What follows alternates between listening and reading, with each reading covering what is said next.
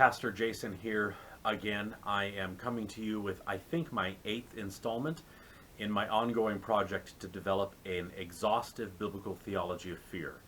It's been a while since I did one of these journal entries. I just made a discovery that is incredible. And so I had to stop and come back and tell you guys about it right away. I was reading a verse at the end of the books of history that had the word fear in it, which is what I am doing in this project, and it also had the word panic in it. And I realized when I read that I should probably track the word panic in these videos as I'm tracking every occurrence of the word fear in the Bible. And so I went back to my Bible software and I looked up all of the occurrences of the word panic in the ESV, and I got caught up with where I was at the end of the books of history. Read through all of the Pentateuch and the historical accounts following the word panic, and it's amazing how uniform the testimony of Scripture is with regard to panic. And so when I got caught up to where I was at the beginning of the book of Job, and I still had like 8 more occurrences of the word panic left to finish my string, I just went ahead and finished it. And so I read all of the occurrences of the word panic in the Bible. And let me tell you, it's amazing. In every single account of the word panic except for one, the panic is given by God. It is something that comes from God, and in every sense, it is an act of judgment. And so a person does not experience panic in the stories of the Scripture on their own. They don't discover that they are panicking about something without God having caused the panic.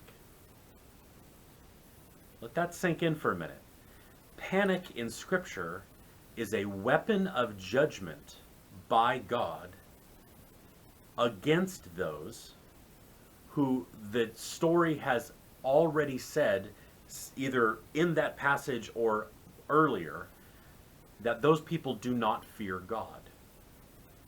So the fear of the Lord is the beginning of wisdom.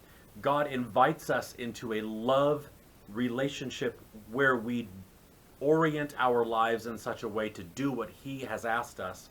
That's called the fear of the Lord.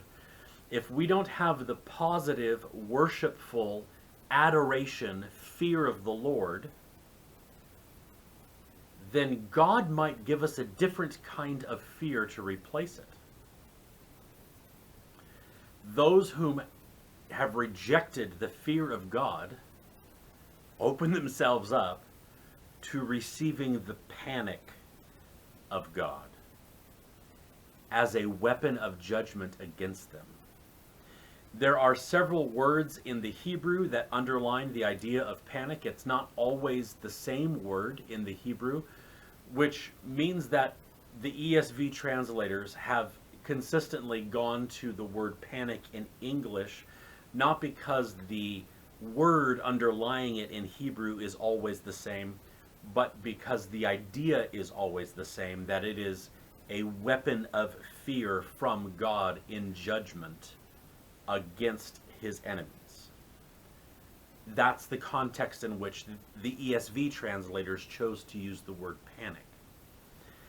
Almost all of the words essentially mean the same thing, and the idea is like a rolling boil, a tumult, to be stirred up, to be unsettled, to be unquieted, to be running to and fro. If you picture a boiling pot, that's the idea. And so God gives this unsettled, oh no, what am I going to do? What's happening? Let's try this, to people who have rejected the righteous fear of God. Now, we don't use the word panic in our common speech today quite in the same sense that the Bible did. But I just want to pause for a minute and consider, if panic is what happens to people who reject the worshipful fear of God, and are instead given this emotional upheaval, unsettledness, as a consequence of rejecting the fear of the Lord. What happens when people say that they're experiencing a panic attack? I know I just stepped on lots of your toes. Let me backpedal just a little bit.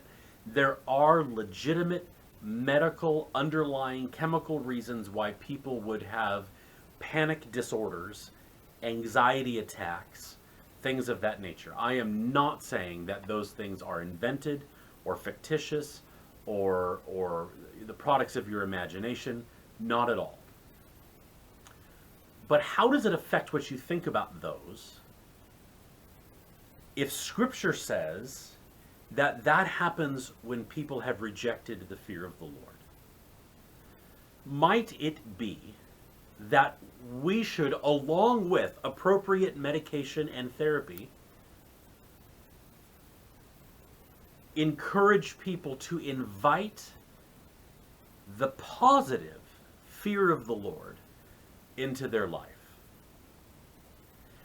That if God instills panic in his enemies who don't fear him, perhaps part of the solution is to fear him. That rather than simply only looking at chemical, medical underlying reasons why you might be dealing with panic and anxiety, we might also ask the question, how is your fear of the Lord? Do you orient your life in such a way that it is God who has the power to overwhelm your desires and change your behavior? Remember, that's the definition of fear. And perhaps there is a correlation between the degree to which you invite the fear of God into your life and the degree to which you don't deal with panic. Again, I'm not saying that there aren't real medical underlying conditions, but Scripture seems to have created a relationship that struck me broadside and I had never considered. But 18 times in Scripture, God instills panic as a weapon of judgment against those who don't fear him. We need to consider what that means in our lives. Certainly that's a lot to think about. I hope you're enjoying these. I hope I'm making you think.